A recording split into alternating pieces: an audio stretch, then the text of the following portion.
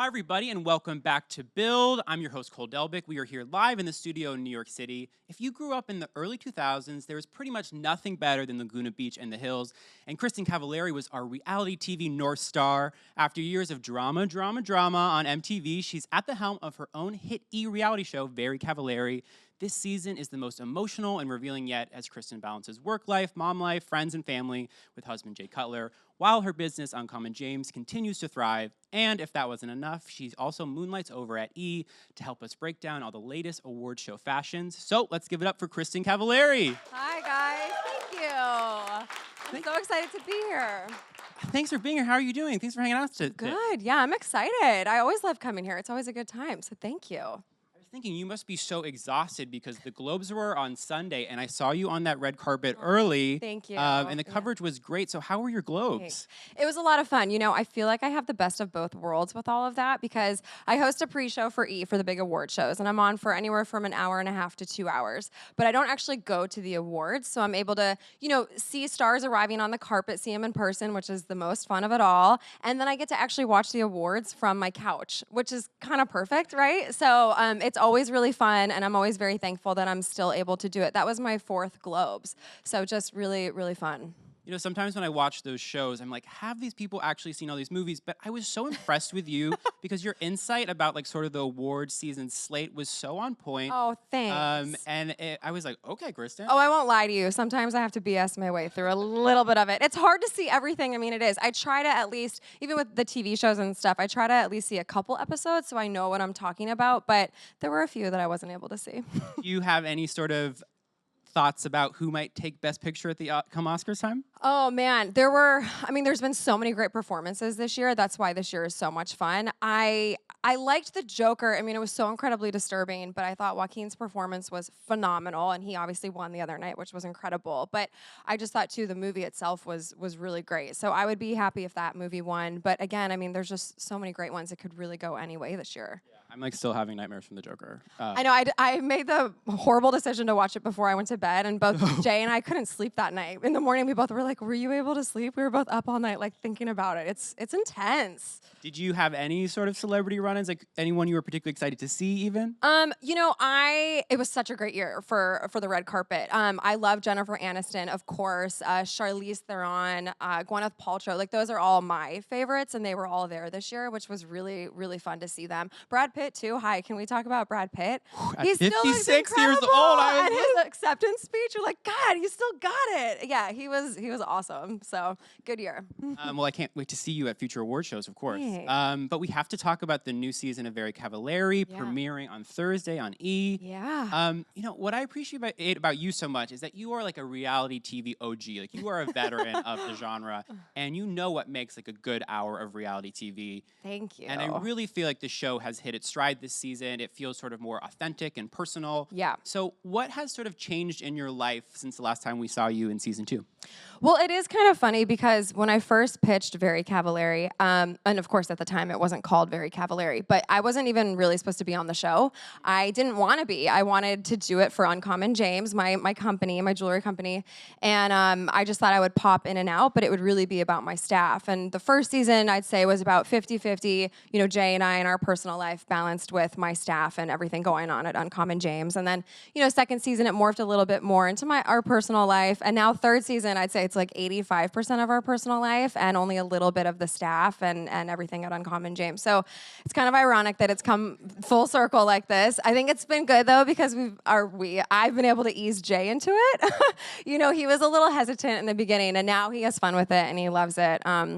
And he's had such a positive reaction from the show, which has been really nice. So, so season 3, more about my personal life, my group of friends. I'd say it's a very emotional season, and for different reasons.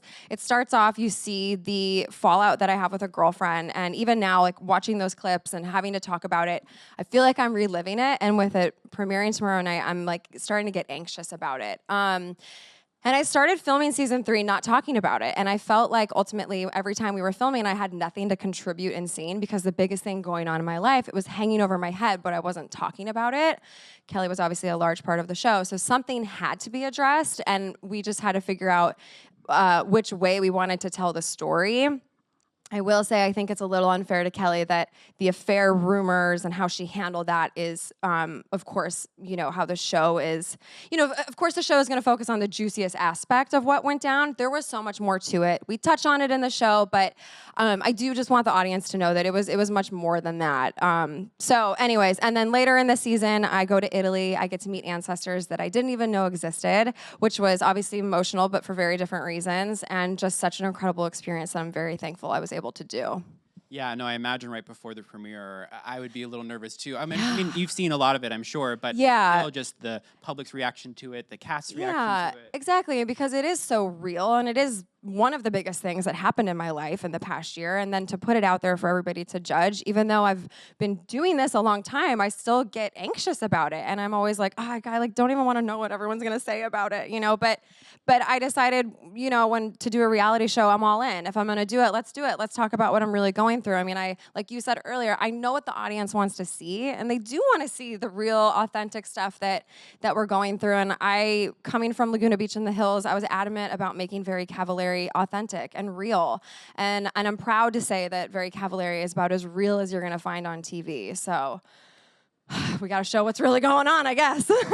In the premiere, you sort of mentioned that you feel like Kelly sort of lost her way a little bit. The show sort of became really wrapped up in the show. And I was just sort of wondering, how have you avoided those sort of trappings of fame a bit? Or was there a time maybe earlier where that was very consuming for you? Yeah, I think it's a very natural thing when you get on TV initially to get wrapped up in it. I get it. I went through it too. I remember one time when I was, 18, right after Laguna Beach aired, I was at the mall with my mom, and she was like, Kristin, stop looking at everybody to see if they're looking at you, to see if they're recognizing you. And, I think it's important to have people in your life, your family and your friends, to call you out for dumb stuff like that. But I get it, and I totally understand why it's exciting, and you're trying to get everything that you can out of the show. I'm all about gaining what you can from the show. That's why I went back to reality TV, was for Uncommon James, one reason, But I definitely felt like she crossed the line by taking advantage of the situation and almost using Jay and I, and it just felt really S-H-I-T-T-Y. Can I say that? You can say whatever. Okay, great. Felt really shitty, and I think I'm ultra sensitive to it because I've had friendships kind of burn up in flames from Laguna Beach in the hills too, and I've seen how it can change people, but Kelly was one of my best friends, and so it just really hurt to feel like she was only in my life when we were filming. I didn't see her during season 2 and season 3, and I just didn't feel like she was there for me. And then a week out from filming, I got a text like, "Oh, I've missed you," and I'm like, "Oh." Really? Where you been? So just, stuff like that.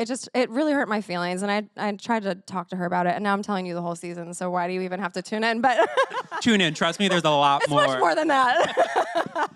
No, but I think it's sort of a difficult thing to navigate. I was actually just reading this article with Lisa Vanderpump, and she was talking about the challenge of running a business, but also having a TV show and staffing that business, because those priorities are not always in line with yours. Yes. That must be challenging. It's a very real thing, and I will tell you, I think that's also part of the reason why season 3 is more about my life, because in between season 2 and season 3, I worked really hard to get the culture of Uncommon James, to such a better place, a place that wasn't catty. And I definitely felt like season 2, towards the end, it was girls just trying to come up with stuff for a storyline. And my company is more important to me than the show. I'm sorry, but that's just the truth. My company, I want to be here forever. The show will not be. And so I worked really hard, and I wasn't willing season 3 to go back to the place that we were at. I need people in my building that are with Uncommon James for the long haul, that this is their career and they're passionate and dedicated about it. I don't want people who are here just to be on the TV show and who are going to be working in the store one day a week. Like that's not someone that I want on my team. So there was a lot of turnover, which you will see in the first episode. But I do feel like Uncommon James is finally at a really great place. I have a phenomenal team, and that's part of the growing pains. I mean, I've only had the company for 2.5 years, and I would get down on myself at first. Like, what have I been making all of these wrong hires? Like, what's my problem? But the more founders and CEOs that I talk to, they all have the same story. At first, you just need bodies. You need people in there to help you. And, you learn, I think, over time how to interview better. I didn't know what I was doing. I didn't even know what questions to ask. And so it's a learning process, and it's growing pains of a company. But I'm happy to say that I finally feel like we're in a really great place. Yeah, it feels like you're thriving. You're opening up a new store. Are you wearing some Uncommon James today? Of course, Oh, always, look right? at it. Yeah.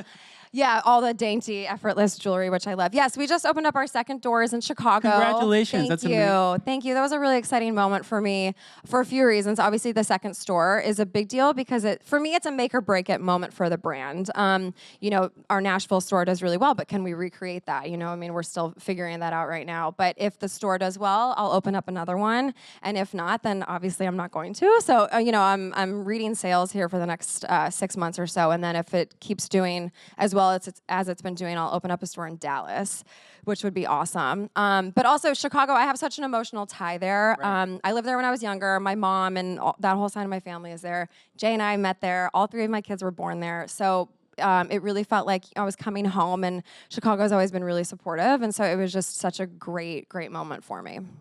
Speaking of Jay, he's such a hilarious foil to your energy on the show. And there's like a great opening scene with you guys in the kitchen. And it's just your dynamic is, I don't know, so endearing and hilarious and relatable. And you said he's become a little bit more comfortable on camera. So will we continue to see a bit more of him this season? Yeah, you will. I think, Jay and I and the audience, everyone sort of knows Jay's role on the show. He's our comedic relief, and that's why we love him. He's so good at it. And so that's kind of always probably going to be his role to some degree, and he's really happy in that role. And so, yeah, I mean, and I will say he comes now to set, to our house, like whatever, to show up to film, and he's having fun with it. He would never admit it, but I think that he kind of like thinks about what he's going to say in his head, like for his little one-liners. I'm like, you rehearsed that in your head. I know that you did. I was Googling earlier this morning. He's like, what can I say here? But yeah, so it's fun. I mean, we don't take the show too seriously. We just have fun with it. Because like I said earlier, it's not going to be there forever. We don't want it to be there forever. You know what I mean? And so we're just trying to enjoy it and take it one day at a time. I mean, there's this thing about sort of reality TV being this curse, right, for relationships and marriages. But I Yeah. feel like that's sort of the key to your success a bit, that it's not taken super seriously. And I know last season there were some bumps, and you showed a little bit of some of the struggles that you guys have. Yeah. Which had nothing to do with the show. People always ask me, how has the show affected your relationship? It hasn't at all, good or bad. And I would say that's probably a good thing. Jay he's never seen a full episode of the show. Really? Yeah, he never has. He doesn't like watching himself. If I'm watching it, because I'm an EP, so I'm watching it to make notes and stuff like that, he'll come and like pop his head in for a minute, but he's never seen a full episode. And so I think maybe that helps too, because what I have heard from people in the past is like once you see yourself on screen, and like this character that you're almost playing, you almost like start to emulate that and be that in real life, and then your relationship is almost like it's like life imitating art kind of a thing. The lines get blurred. Yeah, exactly. And that's when it can get really weird and confusing. And so I think in that sense, it's probably good that Jay doesn't watch it. Hopefully I can just remain sane. But yeah, yeah, the show hasn't really affected us. We're just having fun with it. And I look at it as a job, really. It's just like another thing that I have in my career. I love to see that. And I love to see that you're at the helm of this. You're in control. You're the EP. Because you've spoken out a bit about how sort of the Laguna Beach days were really challenging in some aspects, because in the reality, you guys were really vulnerable teens. Yeah. The reality show genre was still very new. Right. And there were a lot of sort of like cultural forces at that time that I think were trying to pigeonhole everybody. Like, you were the villain, you were the bitch of the show, but then you were able to really still communicate who you were, what you stood for, and also develop a real following of people that like wanted to be with you on this journey and have been with you for so long. So how did that experience as like a young person inform how you wanted to enter this show? Yeah, it's really interesting. I was so young. I was a junior in high school when MTV came. So I was 17 and 18. And it was a weird thing for me to all of a sudden see myself on TV. And at a time when you really don't know who you are, you're so confused anyways and trying to figure out who you are. And I remember I'd watched the show and I was mortified and also just so upset about it. But what I ended up doing was looking inward, and I was like, okay, I don't think I'm that girl, but I know I don't want to be that girl. And so for a long time, it's almost like I blamed everybody else. And I think that you lose power in that. So when you can flip the switch in your mind and say, okay, well, what can I learn from this? And so I ultimately said, okay, well, it forced me to grow up, and it's turned me into the woman that I am today. And so for that, I'm very thankful. And then with this, I think too, coming from Laguna Beach in the hills when it wasn't necessarily me, that's why I wanted Very Cavallari to really represent who I am. And aspect of who I am. You know, I mean, with everybody, there's so many different sides to us. And I do feel like Very Cavallari really touches on all of that. I mean, yes, I have an executive producer title and I'm able to get out some dumb stuff that I say from time to time, but I also really do watch it from a producer's eye, and I'm not just, you know, I get what people want to see. And so I've left stuff in that I'm like, maybe this doesn't show me in the best light, or, you know, I am a mom, I don't know, is this okay? You know, some of those moments. But I also, again, if I'm going to do it, let's do it. No, that's such a refreshing attitude to not also like deny your past and to sort of not pretend like that'll happen and inform who you are today. Like, I really commend that. Thank you. Is there a moment that you look back on that show where you do feel like you were totally misrepresented? Like they really didn't capture who you were? Yeah, I mean, honestly, pretty much the whole show. And when there would be little moments, like I remember, I mean, this is so silly, but there was a party that we had at my friend Alex's house, and I was walking down the stairs doing the Miss America wave. Like, I was like, that's me, like being like stupid and silly, you know? But they decided to focus on one aspect of my personality. I also think too, you know, it's kind of a bad situation for me because someone was trying to steal my boyfriend, but I was the villain. And it was like, wait, I'm confused. But because I've always been outspoken, you know, I've always kind of had this like stronger personality. And so I can see why it's easier in editing or whatever else to make me that like stronger force. And unfortunately, I think for a long time, a woman who is outspoken and has that kind of personality just easily gets labeled a bitch. You know, for going after your dreams and speaking your mind, which I think now, luckily, we're kind of coming around to like, you know, accepting that a little bit more. But I think for a long time, I just kind of got, you know, unfairly thrown that label at me. No, I was thinking about that. Had the show aired today, I think the reception to you would have been completely different. 100%. 100%. Yeah, I don't think I would be this crazy villain. It was so tame compared to what's on TV now. It's kind of funny. But I mean, like you said earlier, you know, it was one of the first reality shows, really. And so, you know, none of us knew what we were getting ourselves into or what was going to happen. But also very, very grateful for the experience. And I am proud to say that I was part of a really cool show like that and one of the first reality shows. I mean, that's a cool thing to be able to say. And so I'm grateful for it all. And like I said, I mean, I've flipped a switch in my mind and I'm trying to focus on the good that has come out of it rather than, you know, some of the harder times that I went through on it. One of my favorite moments, which is so iconic, is when you return to the hills at that wedding and you just walk through the church and everyone's like, I was so nervous walking into that church. Yeah, they had me like hidden downstairs in a room for so long so that nobody saw me. Also, I didn't wear a bra, and I'm like, put a bra on. My boobs are I'm like walking down the runway of the church. I'm like, oh God, such a train wreck. You know, of course, the Hills New Beginnings has returned, Yeah. and I know a second season has been picked up. Any thoughts? Did you watch that first season? Any chance you might pop by for season 2? I would love to. I'm talking to Audrina and Heidi. We're honestly trying to figure something out. So He's so excited. we would love it. We would all love it. So yes, we're trying to work it out. I can tell you that. I haven't seen it yet, which I want to. It's honestly, and I keep saying this, and I hate myself. We don't have a TV in our bedroom. And so there's a very short time when I could watch TV from when my kids go to bed to when I go to bed.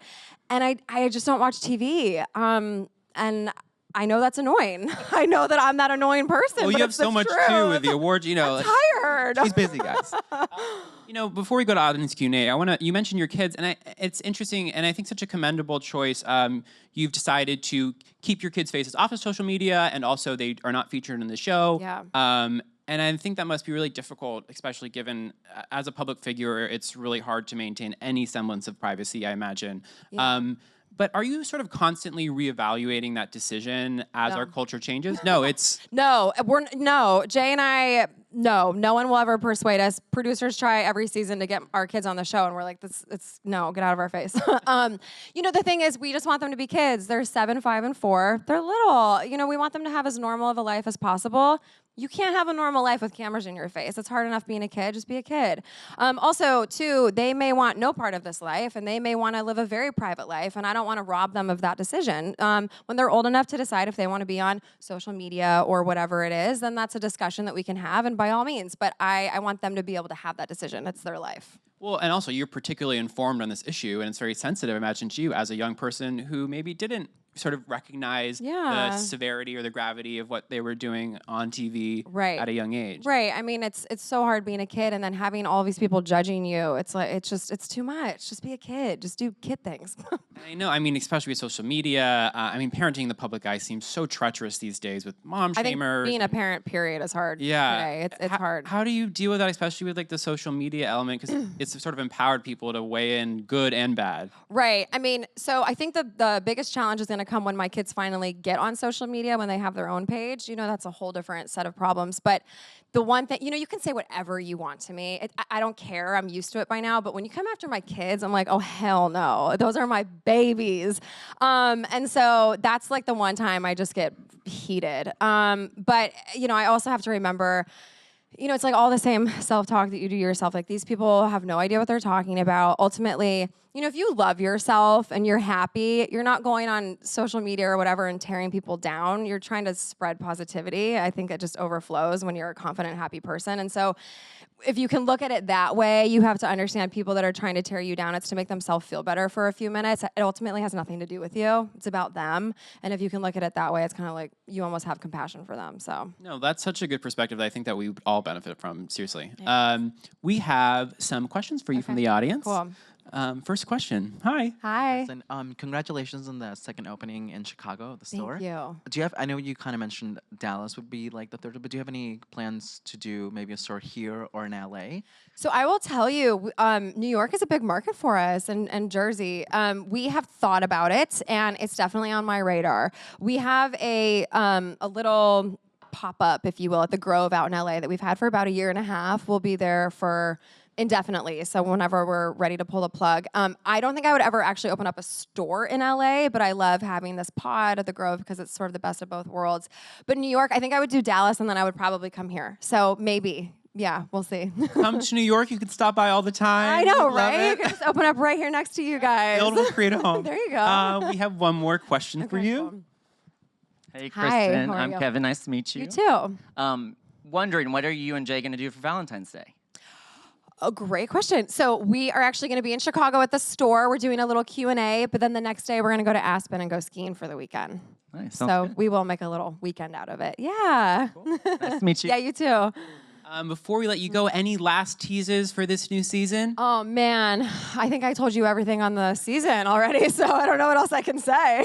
Well, it's truly so exciting. I was like so hooked back in. It ends on a cliffhanger. I was like, I need every episode It's now. the best cliffhanger we've done. I think like you said, I think it's the best season that we've done so far. So I'm proud of it. Also, I was heartbroken, so it's kind of a weird thing to say, but I do think it's a good season. Well, everyone make sure to tune in tomorrow on E! And thank you so much for being here. This was such a delight. Thank you, you guys. Give it up for Thank you. Kristin.